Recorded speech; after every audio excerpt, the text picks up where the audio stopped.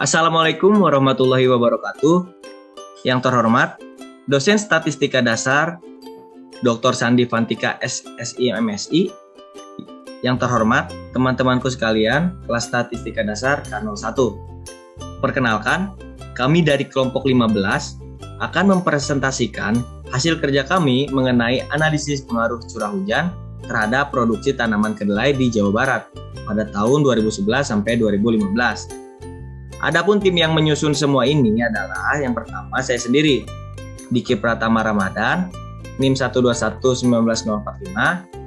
Lalu ada pula Novia Wendy, NIM 121-19083, dan juga Salsabila Zel 128-19039. Baik, pertama akan saya jelaskan mengapa kami memilih judul ini, yaitu iklim sebagai salah satu unsur penentu utama mutu hasil pertanian saat ini, kondisinya itu tidak menentu. Curah hujan merupakan unsur iklim yang fluktuasinya tinggi dan pengaruhnya pada produksi tanaman cukup signifikan. Kebutuhan air untuk tanaman palawija seperti kedelai ini dalam pertumbuhannya itu berkisar antara 350 sampai 400 mm per 3,5 bulan.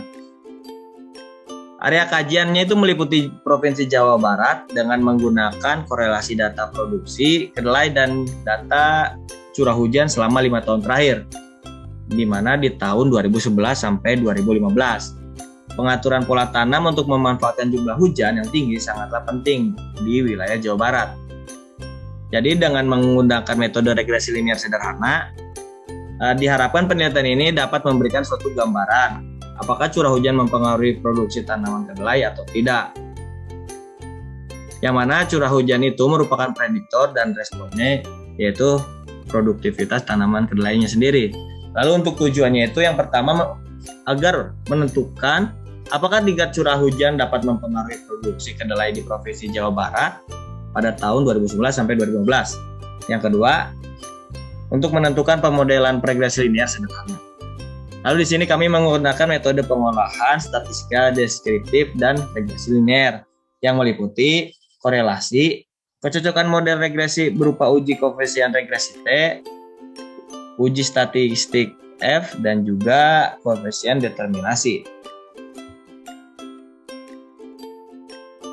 Selanjutnya terdapat deskripsi data. Pada penelitian ini kami menggunakan data asli yang kami dapat dari situs web resmi Badan Pusat Statistik Provinsi Jawa Barat, yaitu kami mengambil data pada tahun 2011 hingga tahun 2015 dengan data terlampir di slide.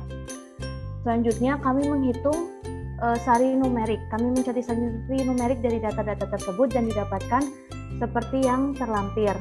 Nah, dari data yang didapatkan yaitu terdapat bahwa curah hujan memiliki nilai rata-rata yang lebih kecil daripada nilai mediannya, dan kedelai memiliki nilai rata-rata yang lebih besar daripada mediannya. Hal itu sesuai dengan apa yang muncul pada grafik densitas, yaitu di mana menunjukkan bahwa curah hujan memiliki gambar yaitu menceng ke kiri, yang artinya sesuai dengan data sari numerik tadi bahwa rata-rata kurang daripada median, dan kedelai menceng ke kanan yang menunjukkan seperti data yang tadi saya sebutkan, yaitu bahwa rata-rata lebih besar daripada median. Dan terlampir pula diagram box plot untuk curah hujan dan produksi kedelai. Kemudian kami melakukan pengolahan data dengan menggunakan bantuan aplikasi RStudio, di mana sintaks yang kami gunakan adalah sebagai berikut. Dan kami setelah melakukan pengolahan data, kami mendapatkan interpretasi data, yaitu yang pertama untuk uji normalitas, kami melakukan 2 uji. Yang pertama itu dengan melakukan Shapiro-Wilk Normality Test, yaitu yang pertama ada untuk curah hujan dengan p-value yang kami dapatkan yaitu 0,8255, dan yang kedua untuk produksi kedelai kami mendapatkan nilai p-value 0,1351. Nah, dari kedua data tersebut didapatkan bahwa hasil p-value dari kedua data tersebut bahwa nilai p-nya lebih besar daripada 0,05, yang artinya data tersebut berdistribusi normal. Selanjutnya kami melakukan dengan uji visual, yaitu kami melihat apakah kedua data ini berdistribusi normal atau tidak melalui visual, yaitu dengan bantuan diagram Kiki plot dengan bantuan RStudio juga. Nah, gambar pada bagian kiri ini merupakan data dari curah hujan dan pada bagian kanan merupakan data dari produksi kedelai. Nah, kedua gambar tersebut menunjukkan bahwa kedua data itu berdistribusi normal karena datanya mendekati garis normal, seperti yang terlampir gambarnya. Selanjutnya, korelasi dan kovariansi. Untuk nilai korelasi didapatkan minus 0,1390801 dan nilai kovariansi sebesar minus 1516354. Nilai korelasi mendekati 0, artinya tidak terdapat hubungan linear antara curah hujan dan produksi kedelai. Lalu selanjutnya untuk regresi linear sederhana didapatkan Y sama dengan minus 12,34X ditambah 102,146 dan nilai dari R kuadrat sebesar 0,0193. Selanjutnya, untuk uji koefisien regresi T, uji statistik F, dan koefisiensi determinasi. Uji ini digunakan untuk mengetahui kesignifikan parameter regresi dan uji pengaruh curah hujan terhadap produksi kedelai. Untuk uji koefisien regresi T, memiliki parameter H0 beta I sama dengan 0 dan H1 beta I tidak sama dengan 0. Dan H0 ditolak jika T hitung lebih besar dari T tabel atau p-value lebih kecil dari alpha. Berdasarkan hasil percobaan, didapatkan nilai T hitung sebesar minus 0,243, T tabel sebesar 3,182, p-value sebesar 0,8235, dan alpha sebesar 0,05. Karena nilai T tabel lebih besar dari T hitung, maka H0 tidak ditolak. Selanjutnya untuk uji statistik F memiliki parameter H0, beta 0 sama dengan 0, dan beta 1 sama dengan 0. Untuk H1, beta 0 tidak sama dengan 0, dan beta 1 tidak sama dengan 0. Dan H0 ditolak jika F hitung lebih besar dari F tabel, atau p-value lebih kecil dari alpha.